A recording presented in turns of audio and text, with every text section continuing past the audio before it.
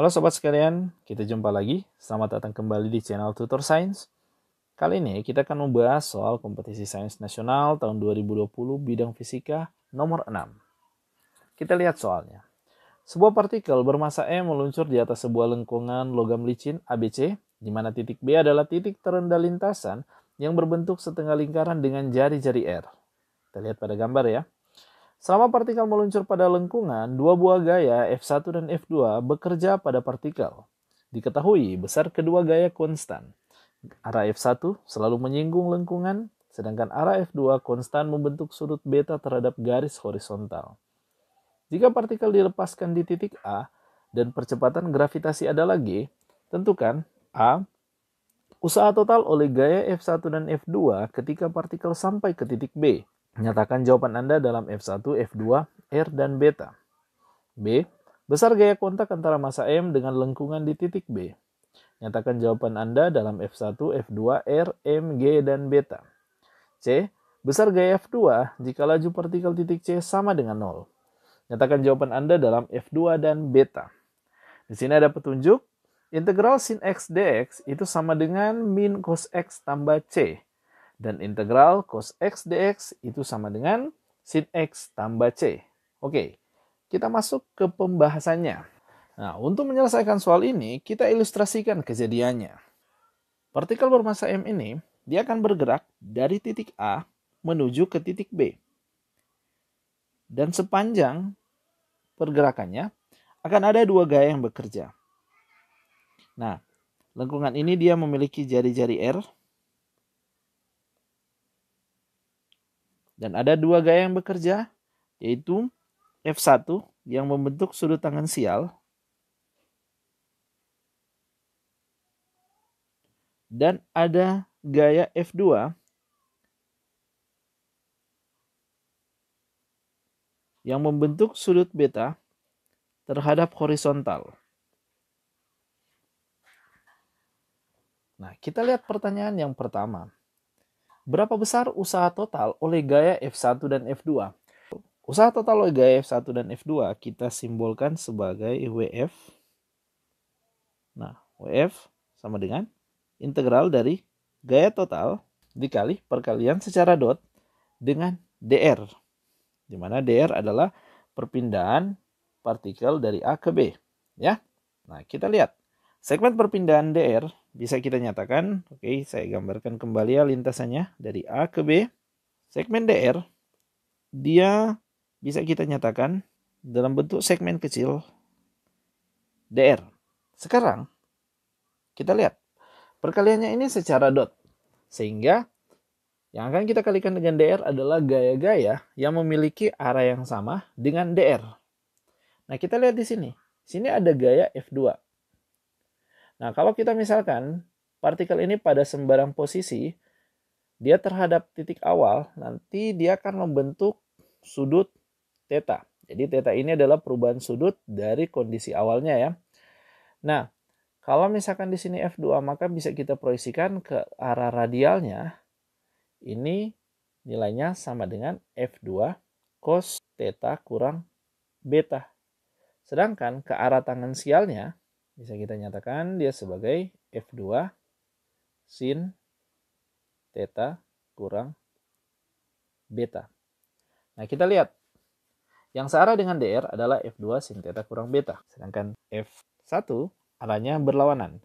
Sehingga bisa kita tuliskan bentuk integralnya dia sama dengan integral F2 sin theta kurang beta dikurangi F1 dot dr. Nah, kita lihat. Dr sendiri itu bisa kita tentukan nilainya karena di sini ada sudut perubahan sudut d theta ya. Kemudian ini jari-jari R, maka dr bisa kita nyatakan sebagai R kali d theta. Sehingga persamaan ini bisa kita tuliskan karena R konstan kita taruh di luar integral, dia sama dengan F2 sin theta kurang beta kurang F1 dot d theta. Untuk batas-batasnya, Karena dia posisi awalnya dia di A, dari sudutnya masih 0, kemudian dia berubah nilainya menjadi theta, untuk sembarang nilai theta, maka batasnya dari 0 sampai theta. Nah, kalau kita integralkan persamaan ini, ya, maka akan kita dapatkan R kali turunan dari sinus seperti petunjuk tadi, itu sama dengan cos.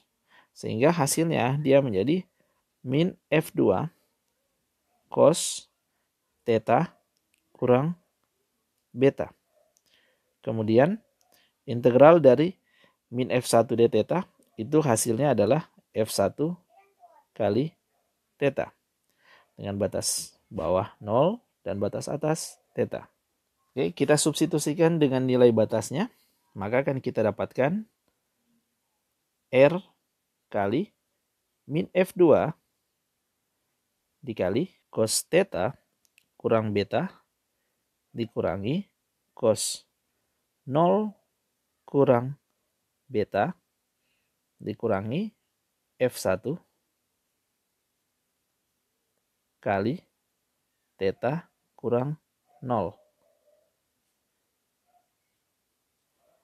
Nah, persamaannya dia menjadi R kali min F2 cos theta kurang beta kurang cos min beta kurang F1 kali theta. Nah, nilai cos min beta itu ada di kuadran 4 dan nilainya sama dengan cos beta, ya.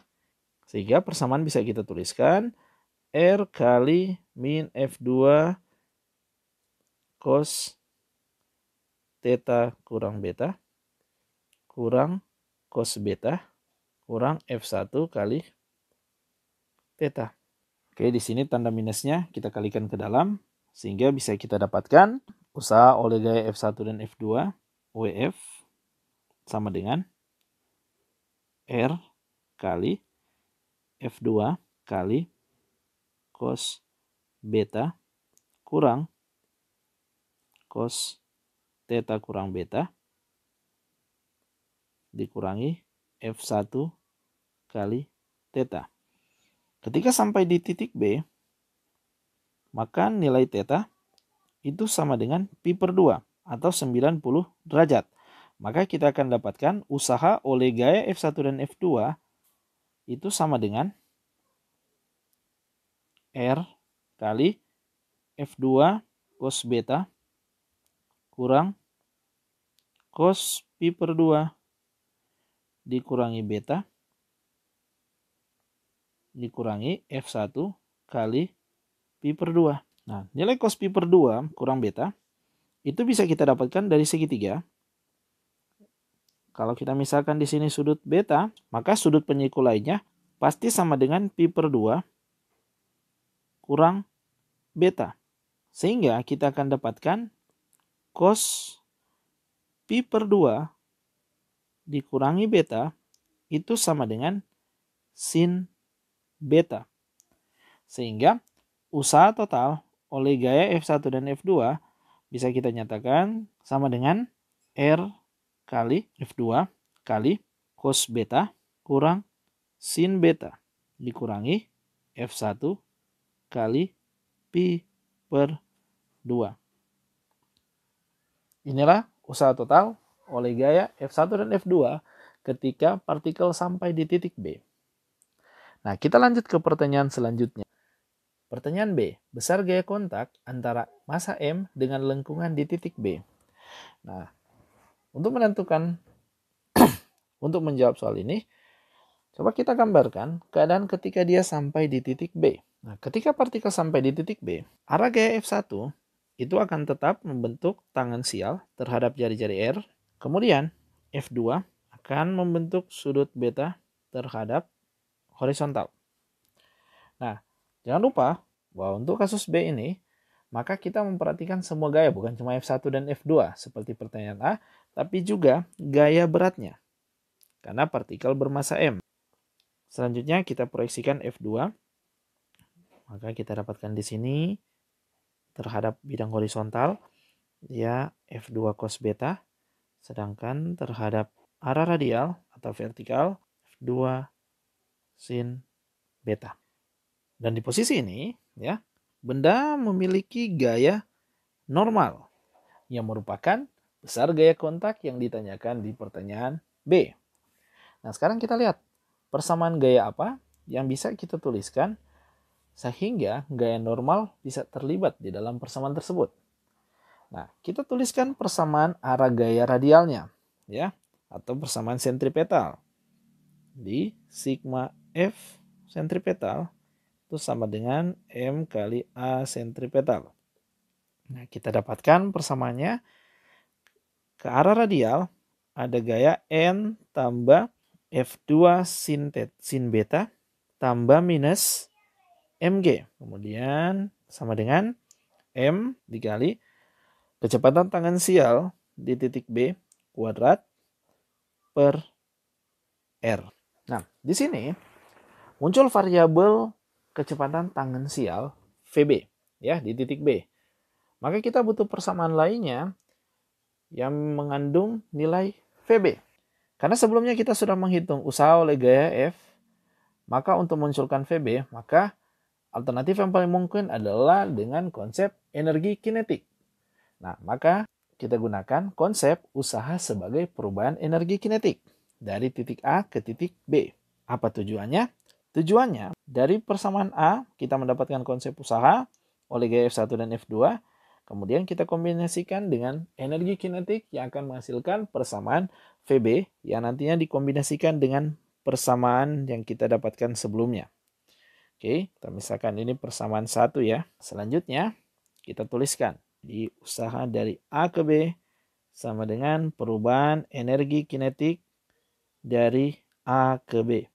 Kita lihat, selama benda bergerak dari A ke B, maka dia akan merasakan usaha oleh perubahan gaya F1 dan F2 yang kita dapatkan dia tadi. Kemudian ada usaha oleh gaya normal dan ditambah juga dengan usaha oleh gaya berat. Nah, ini sama dengan perubahan energi kinetik dari A ke B atau energi kinetik di titik B dikurangi energi kinetik di titik A. Usaha oleh gaya F1 dan F2 tadi kita sudah mendapatkan di poin A tadi itu sama dengan F2 kali R kali cos beta kurang sin beta kurang F1 kali R kali pi per 2. Selanjutnya usaha oleh gaya normal itu nilainya 0. Karena gaya normal arahnya selalu menuju ke arah radial membentuk tangensial terhadap perpindahannya. Ya, nah karena dia membentuk sudut 90 derajat terhadap perpindahan, maka usaha oleh gaya normal besarnya 0. Nah, kita lihat. Untuk gaya berat yang mengarah ke bawah, besarnya perpindahan itu sebesar jari-jari R. Sehingga usaha oleh gaya berat bisa kita nyatakan dia sama dengan Mg kali R.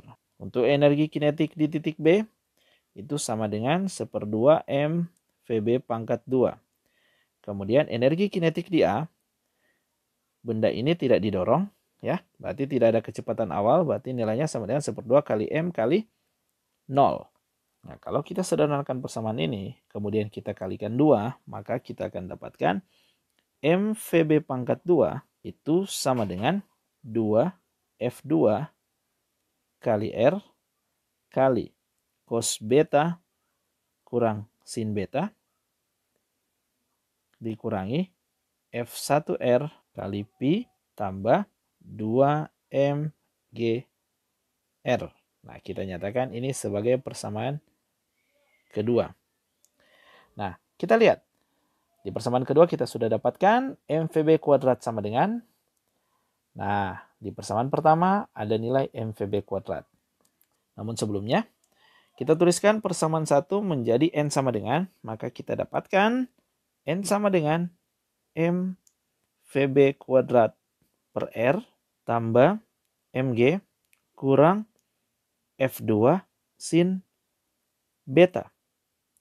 Nah, selanjutnya kita substitusikan persamaan 2 nilai MVB kuadrat ke ke persamaan ini. Sehingga kita dapatkan 2F2, ya, R-nya tereliminasi, kali cos beta kurang sin beta